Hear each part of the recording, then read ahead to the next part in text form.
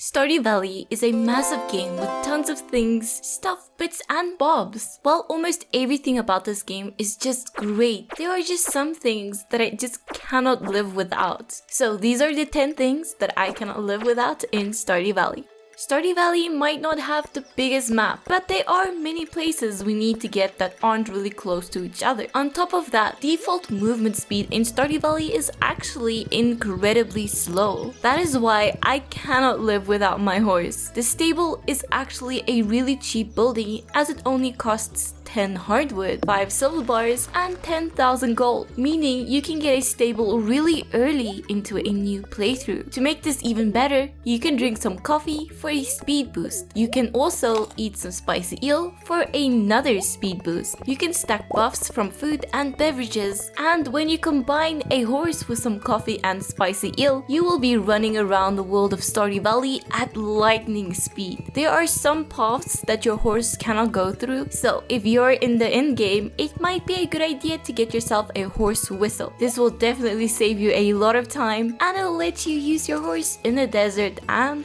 on Ginger Island. I'm pretty sure no one was expecting this, but Linus. Linus is by far my favorite villager in the game, and I have a few reasons for that. First, his location. Linus is always standing right on my path to the regular mines, and I always give him whatever random forageable I have in my inventory because he likes basically every forageable in the game. So he's always very appreciative of my random forageables. Secondly, he just has a really wholesome story and some really cute cutscenes, especially his last one. I won't spoil it if you haven't seen it, but I will just say that you should choose wisely and really think about Linus and how he wants to live. Let's be honest, I know you use the Stardew Valley Wiki, and yes, I also use the Wiki. And that is because the Stardew Valley Wiki is probably one of the best wikis out of any game I have ever played. Most of the wikis are published using some free wiki websites, and are usually covered with ads, and their content is always just not that impressive. The Stardew Valley Wiki, on the other hand, is incredibly comprehensive. Not only does it show you basic information about any item in the game, but it also gives you detailed explanations about profitability, optimal cake placements, and all kinds of things. The people who update the wiki have not been playing around. They put a ton of love and passion into the wiki, and it shows. The Statue of Uncertainty is something that I absolutely cannot live without. Once I learned that this thing exists, I started to use it all the time, like way more than is probably necessary. The Statue of Uncertainty is located in the sewers and it looks like a dog statue. This statue will let you reset your professions for only 10,000 gold. It is pretty pricey in the early game, but 10,000 gold is not that bad once you start making good money around the mid-game. Being able to pick the agriculturist profession to make your starfruit grow faster and then change back to the artisan profession to sell your wine for 40% more is absolutely game-changing. When you start a new playthrough, you're going to have to water your own crops, and you will start off by watering a single crop at a time. And as you upgrade your watering can, you will start to water more at the same time until you can water a very impressive 25 crops at the same time. But that just does not do it for me. I really don't want to go around watering crops because that takes a lot of time, and it can get pretty tedious if you have a lot of crops. That is where the Iridium sprinkler comes in. I don't know what I would do without these bad boys. A lot of people race to complete the community center in a new playthrough, but I race to unlock Iridium sprinklers. These things do more than simply water crops for you. They will unlock your true potential. In Stardew Valley, time is our biggest enemy, but if you wake up and all of your crops are watered, you will have more time to do pretty much anything. Name it and you can do it, because now you won't be spending half of your day simply watering crops. Without sprinklers, this game would be very different. The combat in Stardew Valley is not that difficult. The enemies have pretty simple patterns and they are actually quite slow if you have a couple speed buffs active. I would say that the enemies are mostly just minor inconveniences.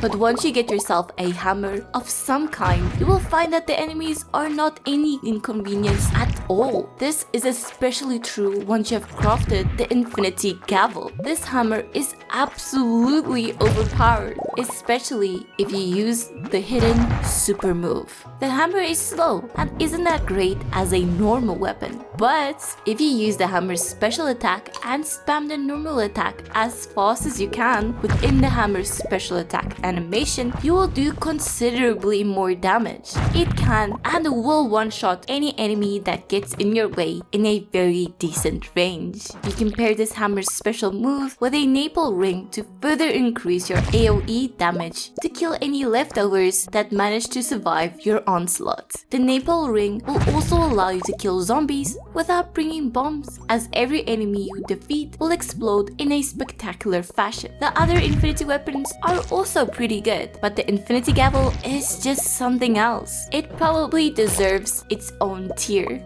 At some point in your playthrough, you're going to want to make tons of gold. It is inevitable, but at some point, everyone is going to need tons of gold. Maybe you want to buy a golden clock, maybe some obelisks, or maybe you just want a big bank account. And one of the easiest ways to make money in the game is with artisan goods. Whether you use jelly, honey, truffle oil, or wine, you are bound to succeed because artisan goods are just the king of gold. Selling crops without processing them will always result in you making less gold, and this is due to a very special overpowered profession that you will get at level 10 farming. The artisan profession will increase the sell price of all your artisan goods by a massive 40%. Let me put it this way, a regular quality starfruit crop will sell for 750 gold, but regular quality starfruit wine with the artisan profession will sell for 3,150 gold. Starfruit wine sells for 4 times as much as the crop when it is unprocessed. So it's just always worth it to process your crops for maximum gold. In the early game, you can make a bunch of preservation bins and turn pumpkins into pumpkin juice, and each of these will sell for 770 gold without the artisan profession. This is actually a decent amount of money, especially in your first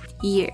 I know not everyone can use mods since they're only available on PC, but once you use the Scythe harvesting mod, it is really hard to go back to harvesting crops by hand. The Scythe harvesting mod will allow you to effortlessly harvest tons of crops and you'll have fun while doing it. The only problem with the Scythe harvesting mod is that you cannot plant new seeds immediately after harvesting a crop. These were best for crops that regrow. The Scythe harvesting mod will not pause the game with every crop that you harvest like normal harvesting does. Once you get your first Crystallarium, your life will never be the same because this thing can duplicate rare and valuable minerals like jades, emeralds, and even diamonds. You could simply use the Crystallarium to duplicate a bunch of diamonds and sell them for a very decent chunk. This will cost you nothing, so it's basically like printing money. But there is actually a better use for the Crystallariums, and that is by duplicating some of the less valuable minerals. The desert trader will trade in gems for very useful items. For example, you can trade rubies for spicy eel. As you know, I gotta go fast, so I always tend to duplicate some rubies. On Sundays, the desert trader will trade in jades for staircases, and this is by far the easiest and most reliable way to get staircases in the game. I probably do not have to tell you how good staircases are. If you are really desperate for food items, you can trade in emeralds for cheese on Fridays. But I would probably avoid this as your cows should be producing enough cheese for you. To put it in short, once you get a Crystallarium, you're going to want more. And unfortunately, your thirst for Crystallariums will never end because these things are just too good.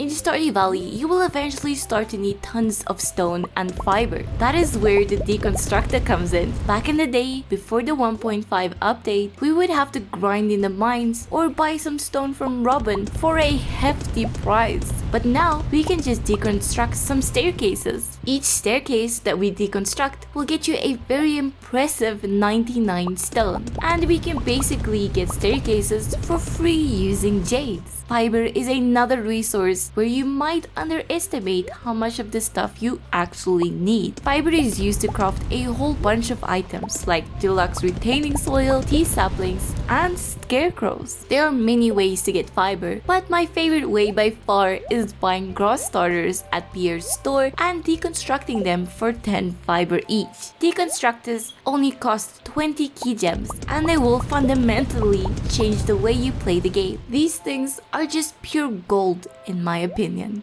And those are the 10 things I cannot live without in Stardew Valley. What do you think of this list? And do you have your own favorite things that you cannot live without? Let me know in the comments below. And if you like this video, consider hitting that subscribe button. It helps me out a ton and it's completely free. But for now, I will see you in the next video.